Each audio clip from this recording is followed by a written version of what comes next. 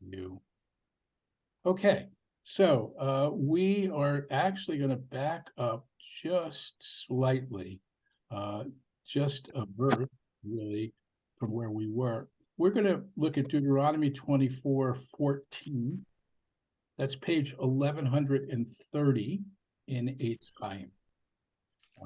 This was actually the last verse that we looked at.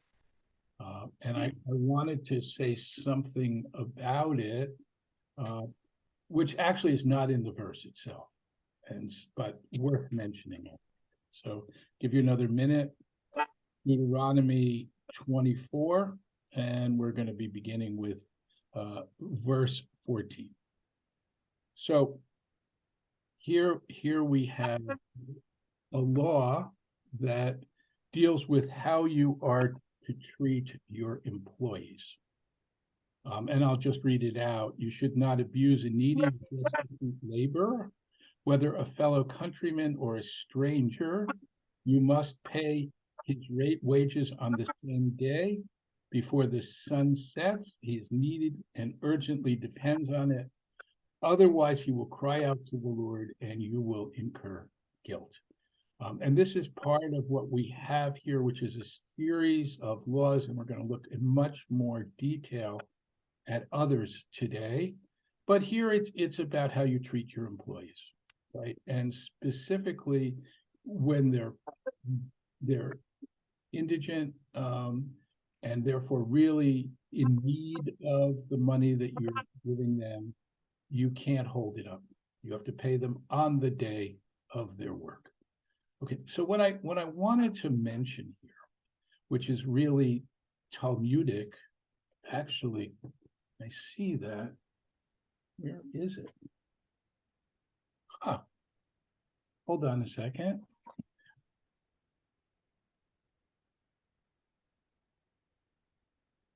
Can you hear me better now? I don't know.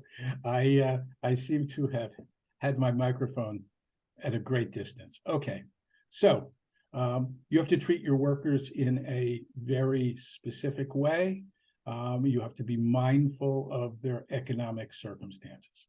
What I wanted to mention now is just as workers have rights, employers have rights. And this is not laid out here, which really doesn't talk very much about labor laws at all, except for this particular phrase. But the Talmud is particularly concerned with the rights of employers vis-a-vis their employees. And I wanted to share one thing that I think is really quite striking. We're talking about day laborers, right? And as this is, and so here's the question the Talmud raises. Let's assume that you have been hired to harvest. You're up in a tree doing what you do.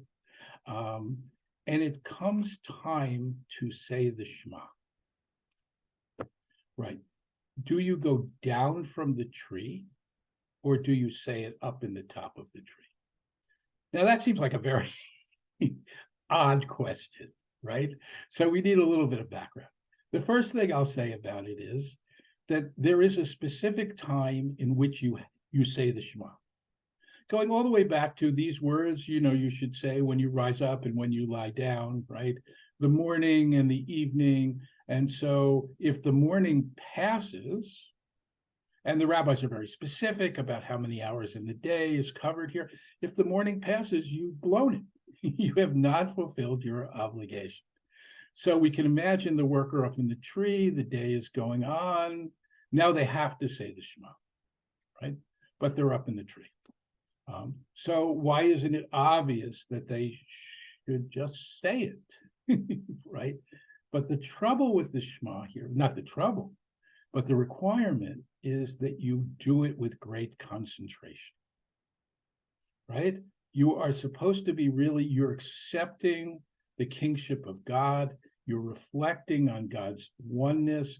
It's one of the few things that we have explicitly in the Torah.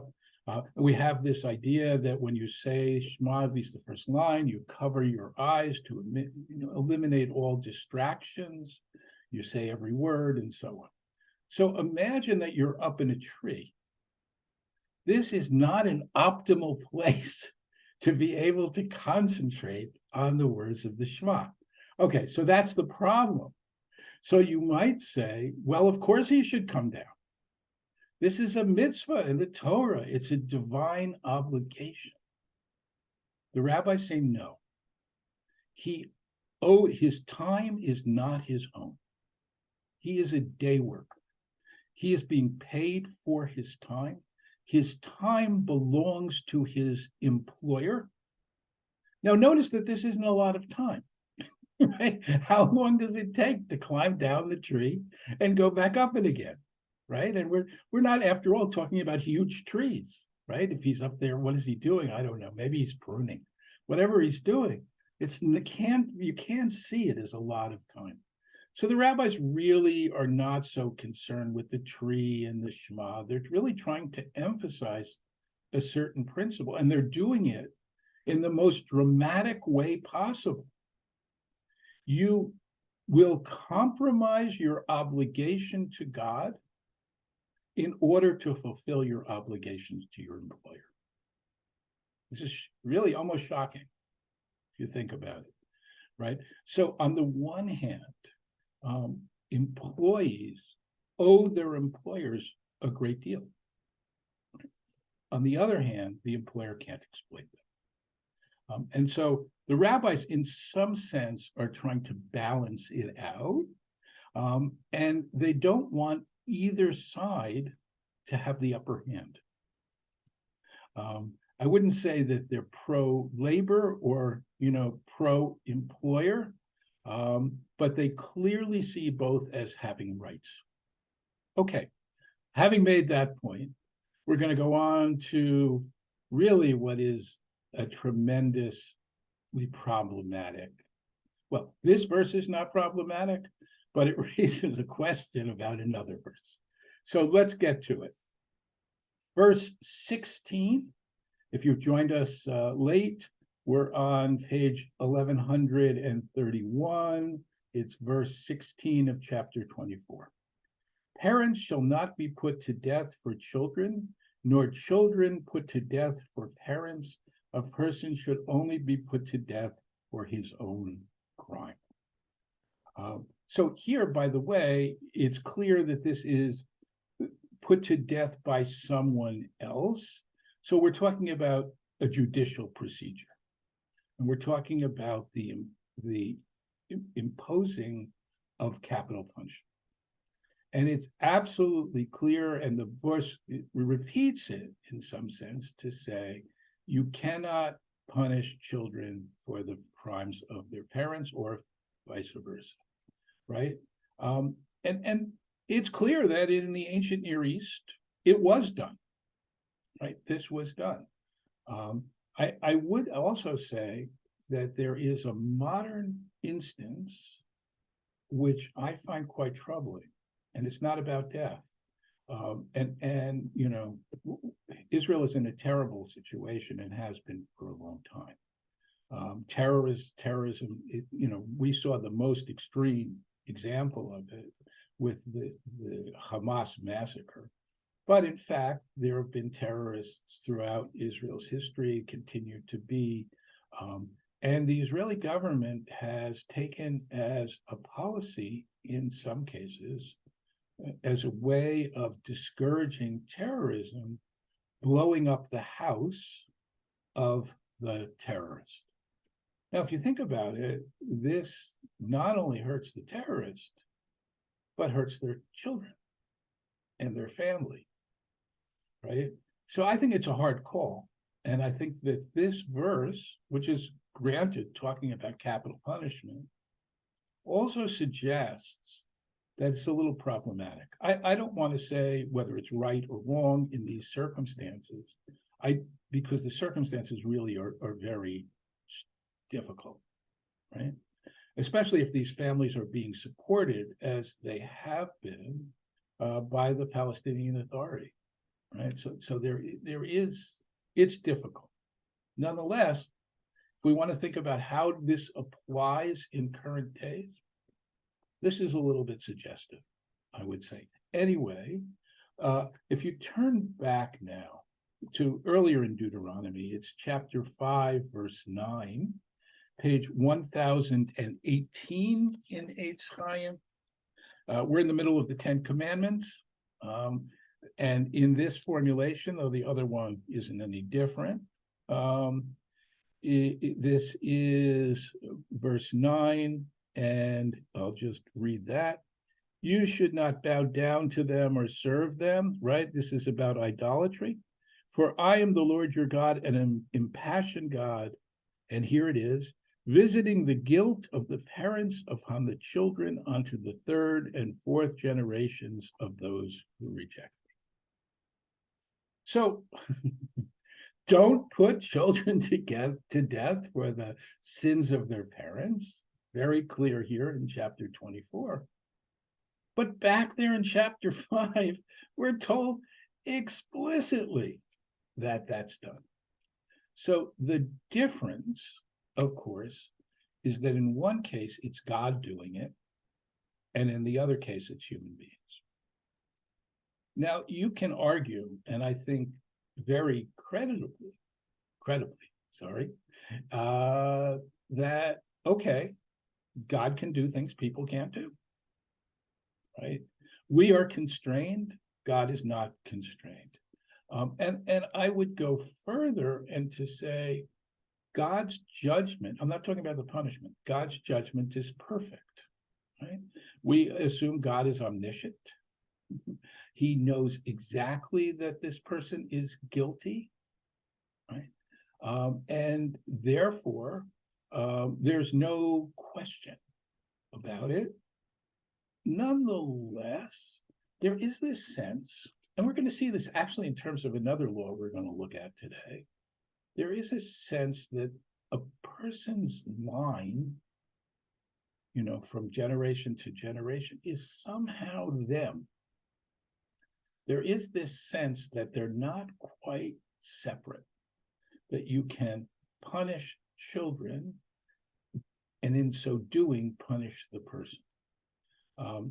Nonetheless, having said all this, I think that the verse in the Ten Commandments is enormously difficult.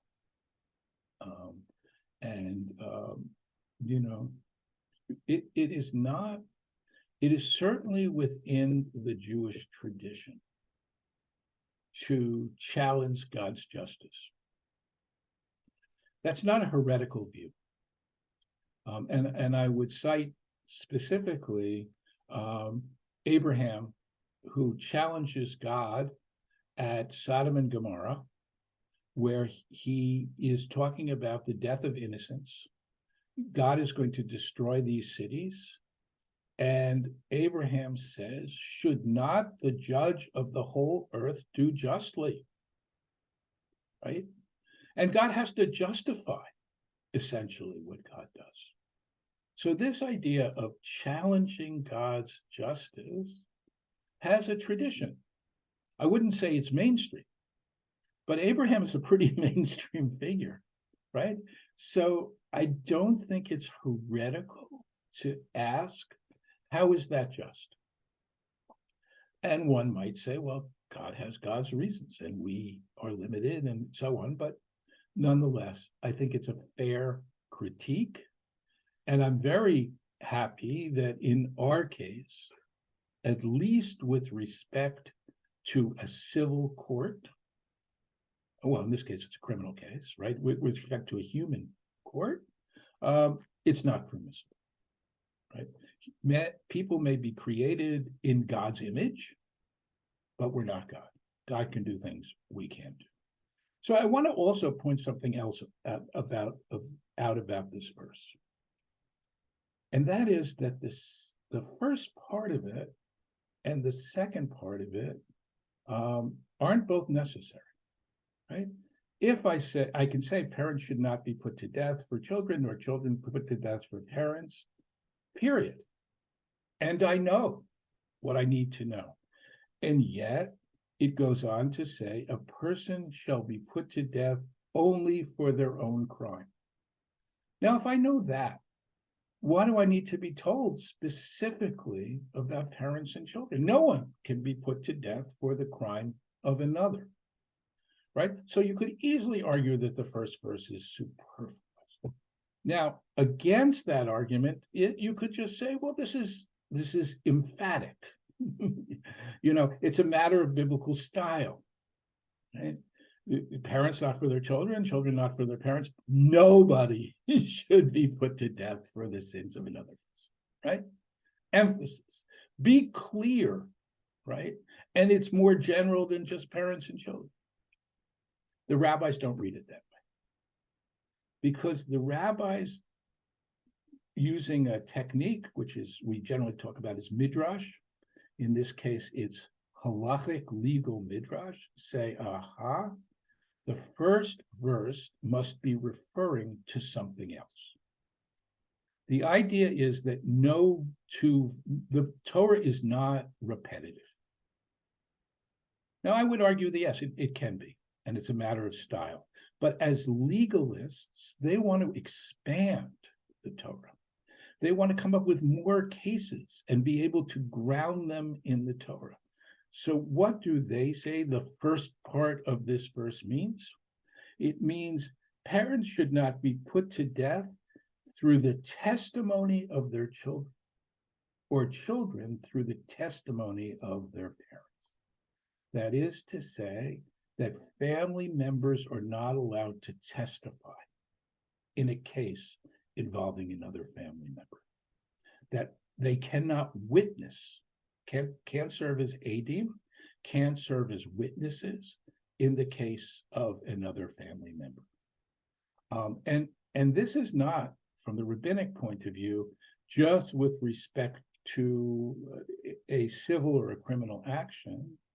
This is a general disqualification of family members witnessing within the context of other family members.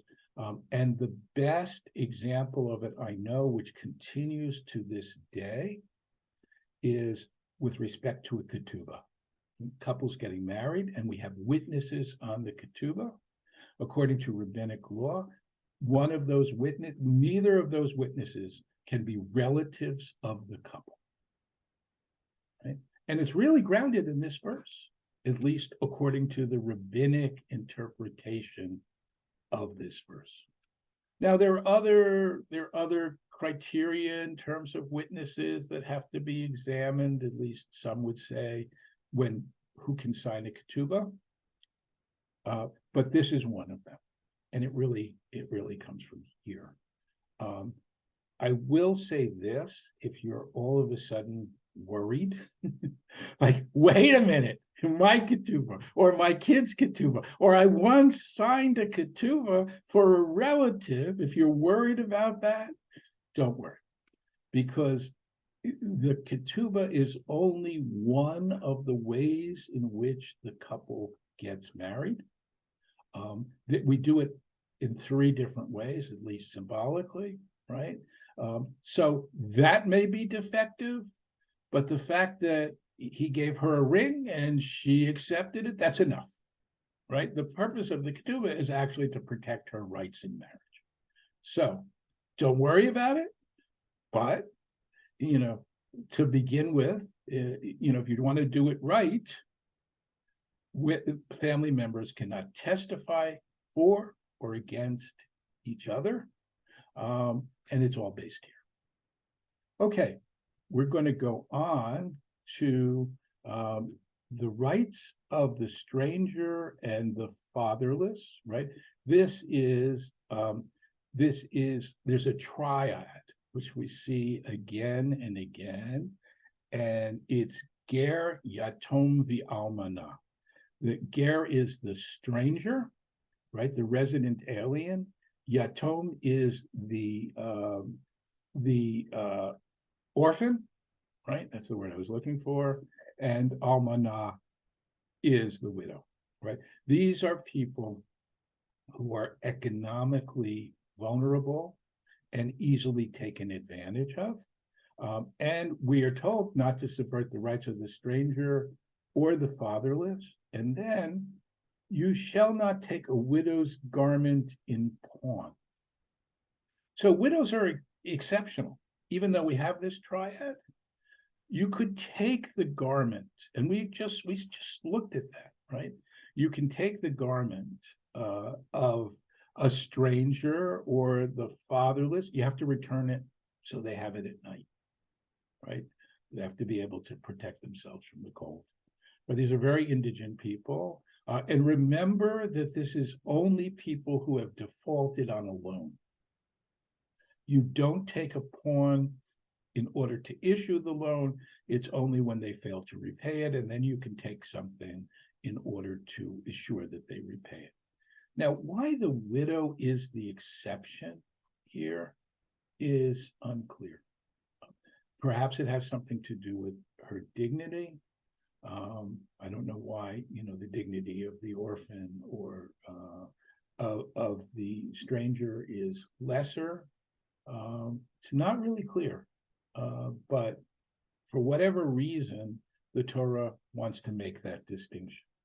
And then why? Remember that you were a slave in Egypt, and the Lord your God redeemed you from there. Therefore, I enjoin you to observe this commandment. And we've seen this again and again and again. Whenever we're talking about people who are not privileged, people who are in bad straits, hey, you were there once. You should understand what it means, right? And therefore, through your own experience, you should have compassion on these people and not do to them anything like what was done to you.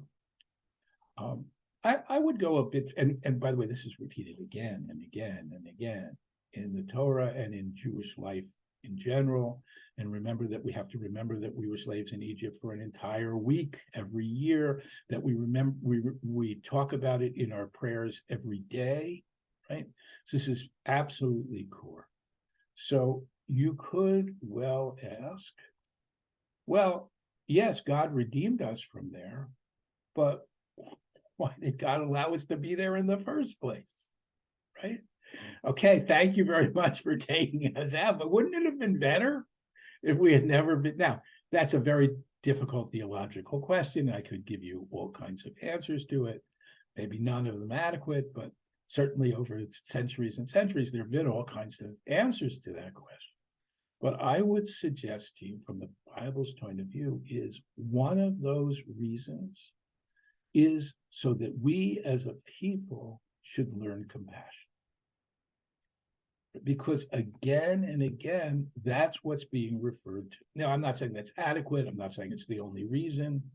But one of the great lessons of Egypt is to understand people who do suffer and to realize that we, created in God's image, have an obligation, like God, not to take advantage of their suffering, to do whatever we can to alleviate their suffering. And that was a purpose, not the purpose, but that was a purpose of us enduring what we endured. Okay, now, having said that you should not subvert their rights, right, which is don't do these negative things to them, what about your positive obligations? And here we get a list. Now, remember that we're talking about in agricultural society, right? So these become very clear in an agricultural society. In a little while, I want to talk about a non-agricultural society, which is not what the Bible is envisioning. But still, let's look at this first. Okay, so when you reap the harvest of your field and overlook a sheaf in the field, right? So you've harvested it, you bundled up your wheat or your barley, right? You're going to take it to a winnowing floor and you're going to winnow it and you're going to get the grain. But you're not going to do that in the field, right? So you're going to gather it up, you're going to take it away, and you're going to turn it into these sheaves, these bundles, right? So And by the way, you might remember in Genesis, Joseph's dream, right? They're all in the first dream of Joseph, they're all in the field, they're all doing this. And then Joseph says to his brother, your sheep were bowing down to my sheep, right? So this is the context, it's agricultural context. So you forgot it. You start to gather it in, and you're taking it away, and then you say, hey, wait a minute, I bundled up 12 and they're only 11. Too bad. You don't get to go back and take it. Why? Because the poor are entitled to it. Now, this in many ways is a strange law, because it is dependent on your forgetting, right? I mean, you could say, well, just have a law, leave one sheep in the field so the poor can come and take it. So why doesn't it say that? I would argue that there are other things we're going to see. There are other things that they get. But part of this is don't have such a sense of entitlement. The land belongs to God. You've been given the privilege of working it, and you could say, okay, maybe they should get some stuff, but that's my labor, right? Are they entitled to my labor? Well, kind of, at least if you forget, if it meant so little to you that you could forget it, well, then, yeah, they can have it. Now, as I said, this is an odd law, because you could go your whole life without forgetting a sheep. And you can say, you can fulfill this mitzvah by saying, I'll forget it this week, because then you haven't forgotten it, right? It's a very odd law. So there's this great story in the Talmud of a rabbi, right? And they all worked, by the way, all the rabbis, which is another story, but a rabbi who's a farmer, and he forgets. And he throws a kiddush. He has a big party. I've always wanted to be able to perform this mitzvah, and finally, thank God, I forgot the sheep. Right? I think in part, the rabbis telling this story are really pointing out how odd this law is, right? And also the idea of the joy of a mitzvah, right? That this person should be able to finally fulfill it. But this is only one of these agricultural laws which are designed for the poor. So here's another one. When you beat the fruit of your olive trees, do not go over them again. That shall go to the stranger, the fatherless, and the widow. And when you gather the grapes of your vineyard, do not pick it over again. They shall go to the stranger, the fatherless, and the widow. Right? So these are leavings. The way that people harvested olives, right? They're on the trees, and they would beat the trees with a stick, and the olives would fall down. Some of it's going to get left on the tree. I mean, you could go back, you could beat it. Don't do that. Why? The poor can get them, right? What about your grapes? Well, you go out, you're going to make wine, you go out, you harvest the grapes. Some of them aren't ready yet, right? There are these immature grapes. You could go back for a second harvest. You can wait until you waited a long time. They're mostly done, but they're not all done. Nope. They were going to use you. They showed me around, walking around the facility, but go back tomorrow. So you're working tomorrow. You took Andrew's stuff today? He's not back yet from vacation. He Oh, gets back tomorrow. Oh, where did he go this time? I don't know. He's always traveling. Good. I had you pick it up for him. All right, so listen to your mother and do some application stuff. Yep. Seriously. Please, That's exactly why I came home. Okay. good, thank you. Okay, great. Francesca, please mute. Oh, sorry. I thought I was No, muted. that's okay. Just thank you. Okay, so not only are we talking about fruit trees or trees, right? Olive trees and grapevines, but in fact, elsewhere we see that any kind of gleanings, any sort of leftovers in the field are the entitlement to the poor. And now I want to share my screen with you. Let me do that.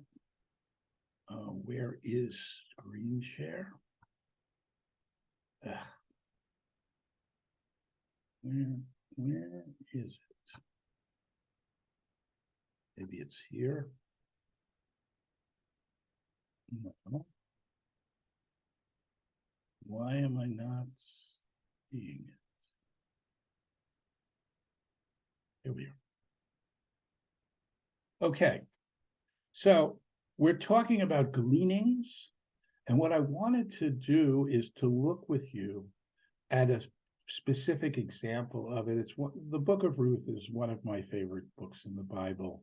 It's a beautiful book. And I want to look at chapter 2 because we'll see here a very specific reference to gleaning.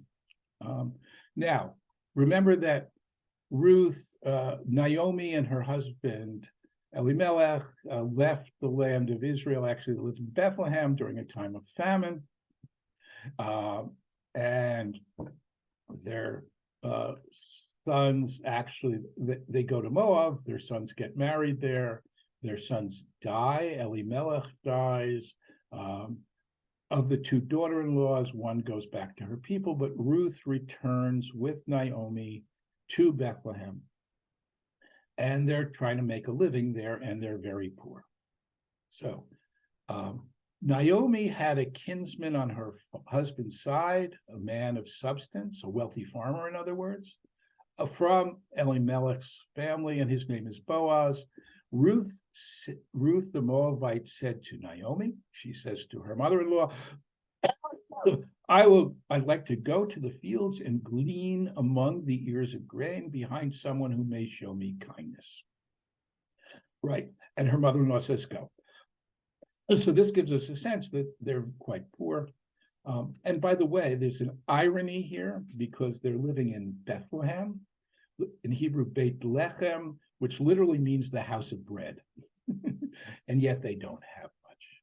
So off she goes, and she comes and she gleans in the field behind the reapers. So this is how it works, right? It's not that they're done harvesting and then you get to go and take it.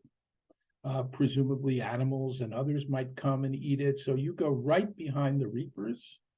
And it turned out that it was Boaz, who was of Elimelech's family, and Boaz comes and he's greeted, and Boaz sees Ruth and he says, whose girl is that? And the answer is, this is the Moabite girl who came back with Naomi.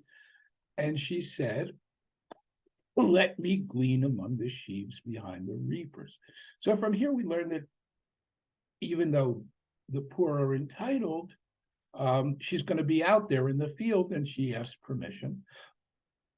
And she's been working hard, and she's barely rested.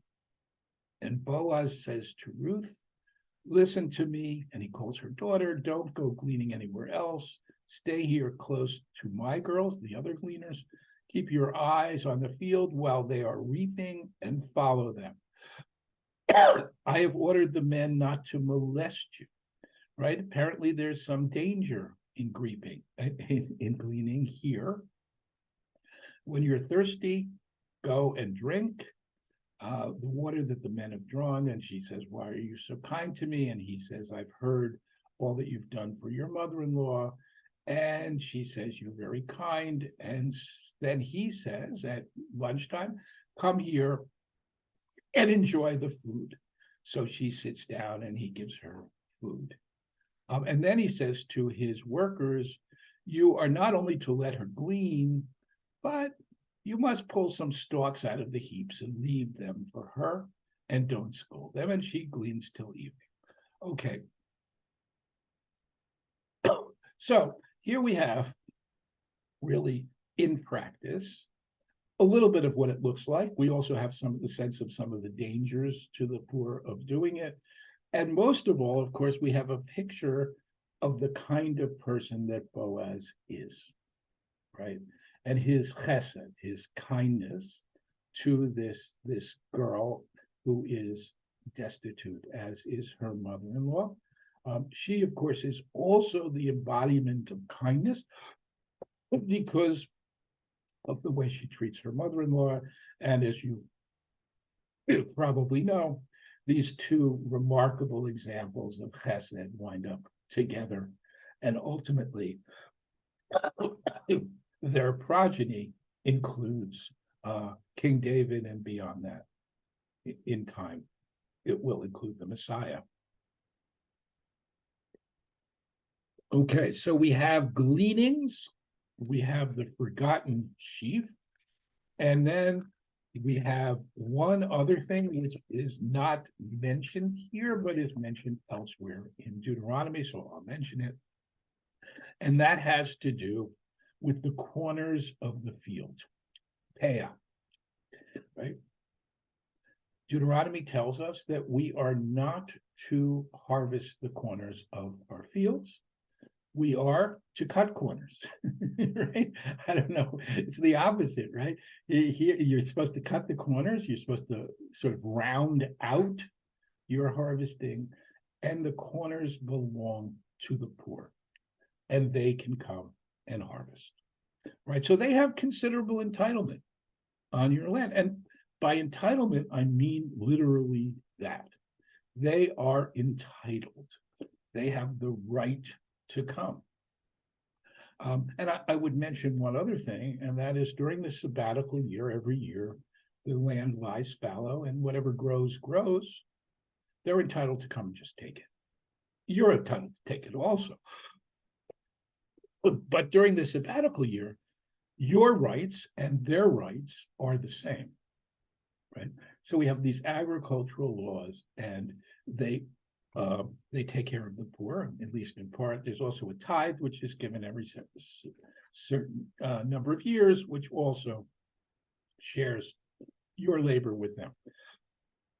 One of the things I wanted to point out about this, why not just, why allow them to harvest it rather than give it to them?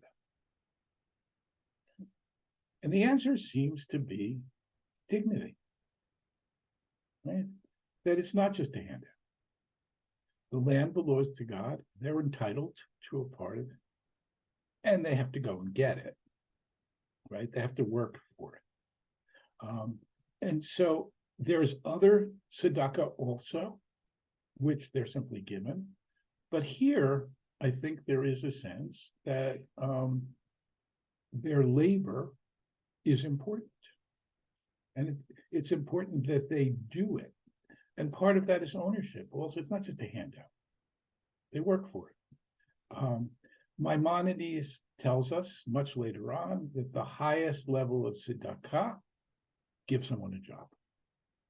It maintains their dignity.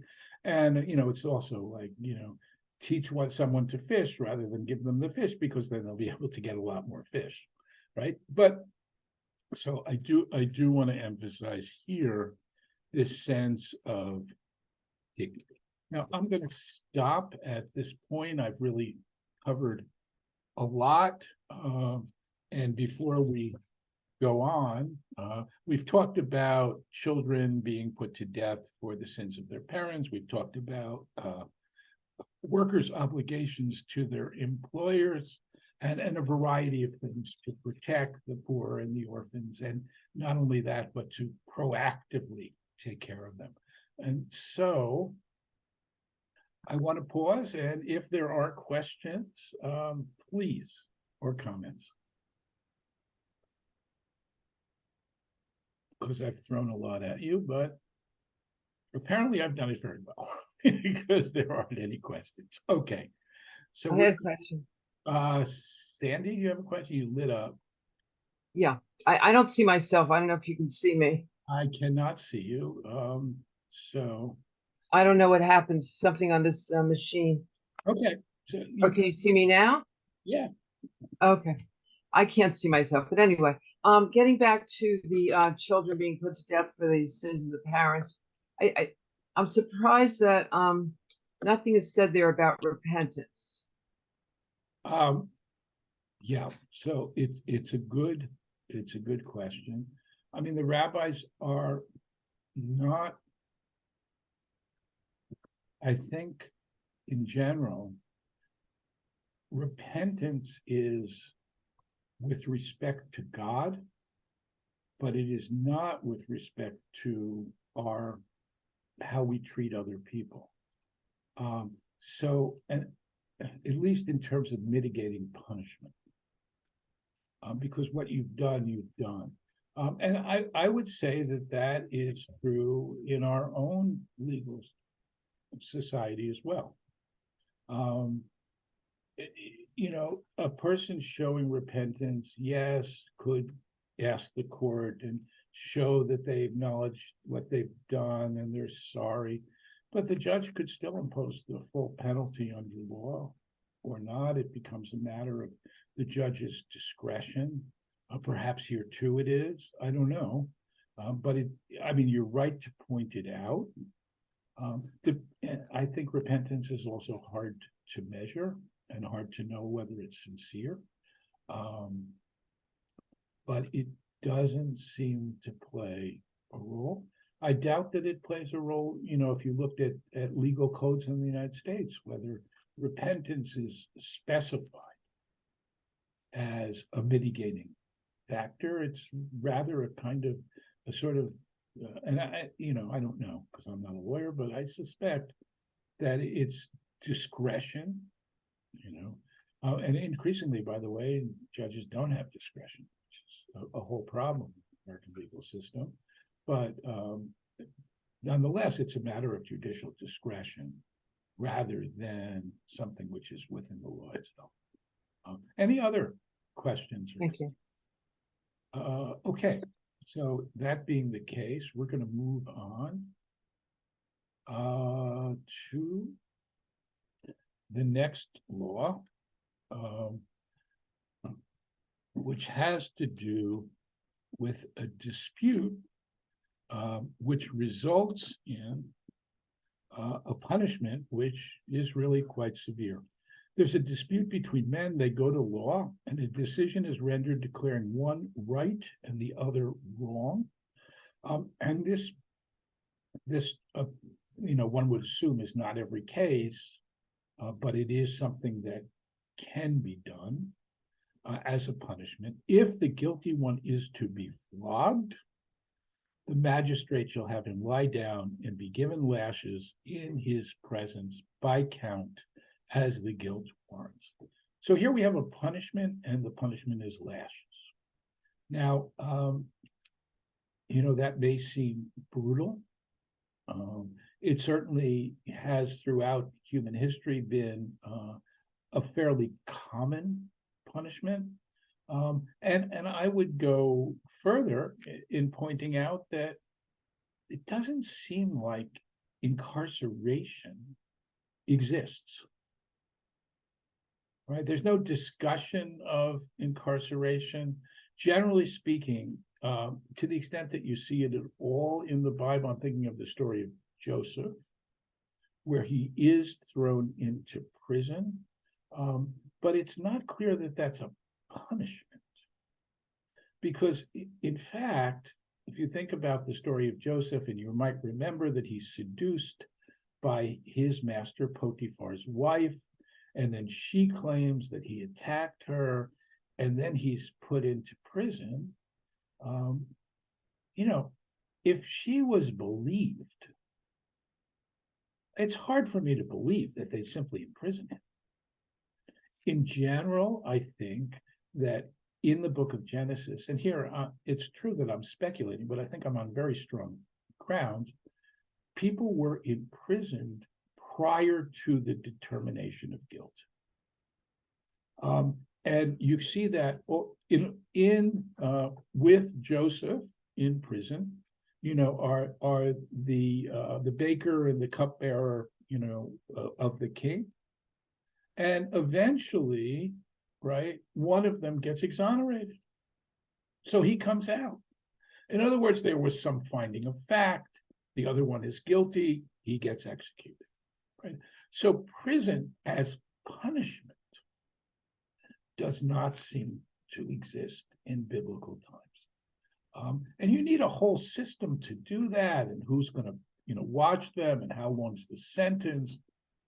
And so what recourse do you have? And it seems that this is a recourse, that punishment, we know that there is capital punishment. The rabbis severely limited out of existence, but there is. But what other forms, what lesser forms of punishment are there? And the answer seems to be, at least here, that one thing that can happen is that a person is flogged. Nonetheless, we have limitations on that. First of all, the magistrate has to do it, right? It has to be a judicial procedure. The magistrate has to do it and has to supervise the punishment. And it is as the person's guilt warrants. So presumably someone, a more heinous act has a more lashes to it. They have to be counted, right? In other words, because you don't want the person administering it to lose count and to, right? So it's 1, 2, whatever you want to say. And it cannot be more than 40. Right? So presumably beyond that, it's just too much. Although I think from our perspective, 40 lashes seems to be, pretty. I mean, I don't know anyone who would want that. Pretty unendurable. The rabbis, by the way, limited to 39. Why? Maybe they'll lose count, right? You want to make sure, no matter what, since 40 is the limit, that you don't exceed the limit. Okay, so it gets counted and it's limited, and then we get this he should not be flogged to excess, lest your brother be degraded before your eyes. So I think this is a really interesting statement. First of all, because he's your brother. He's a criminal. He's done terrible things. No, he's still your brother, right? And presumably he's now paying for his crime. And he does not lose his humanity. He doesn't lose the kinship that you have to him. And even to the extent that it shouldn't be degrading.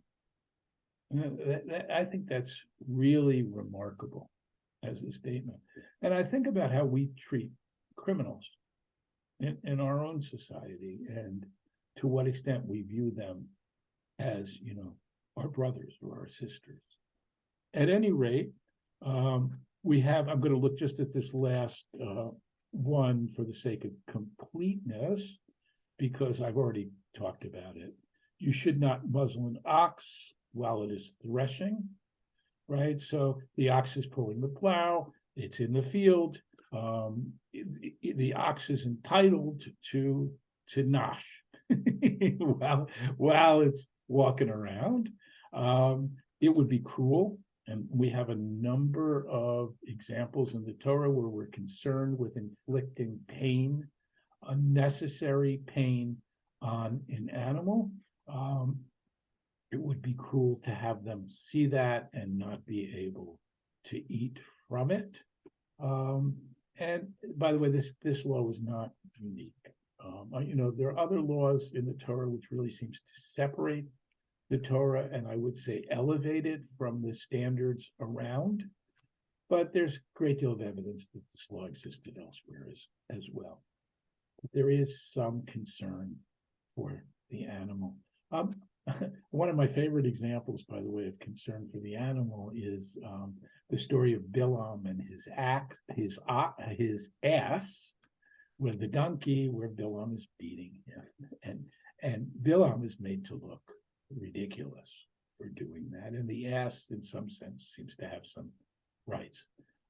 Where the rabbis go so far as to say that when you eat, you should feed your animal first, right? Lest they look at you and, in some ways it's like the ox, right? They shouldn't see it and feel tempted.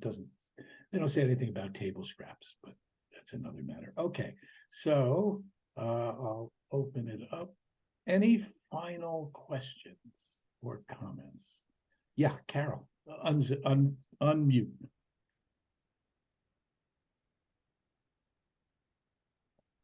You're still muted.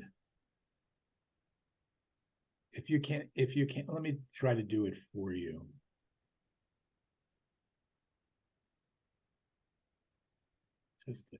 Okay, I got it. Somebody got it. It bothers me that he keeps talking about degrading, that he shouldn't be degraded if he calls out, but they don't seem to worry about how they could kill a person. I mean, they don't mention any worry about that at all. Right, you're right.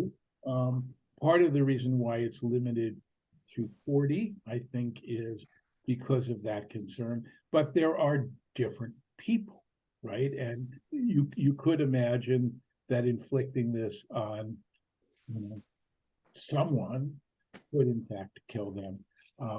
It's clear that this is not a capital case, right? So presumably, and I don't think it's reading too much into the text, you have this being supervised by the court, and presumably they would stop it. Okay. It doesn't say that, but if you read it, I mean, your question in some ways is the answer to your question, because if we're worried about degradation, how much more so will we be worried about killing the person? So I think it's fair to assume, given the judicial oversight, that it would be brought to an end. But as you point out, it doesn't say that. Anything else, Sandy? That was my concern too. I'm sorry. That was my concern too. With 40, would they still be alive or would they be dead already?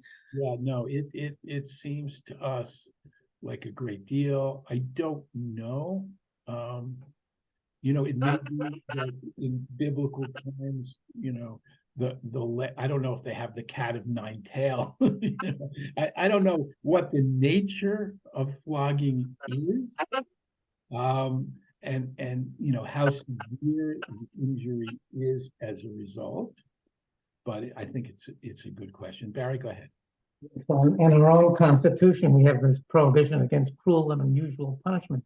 We don't inflict, at least the courts don't inflict corporal punishment, but Yeah. we have no problem imprisoning people for up to life. Yeah, I think that's true. I think that the question of cruel and unusual punishment is a difficult one because it's hard to define, right? And there have been Supreme Court cases and other lower court cases as to whether something is or it's not cruel and unusual. But nonetheless, I take your point. We also have imprisonment. I don't think they did. But yes, I think I'm struck by the fact when I was a kid, teachers could hit kids. It was common. They had paddles. They'd slap their hands with rulers, right? And that was okay. And of course, it's no longer okay and hasn't been okay for a long time. Not that I ever went to a school where it was done, but I know it was done.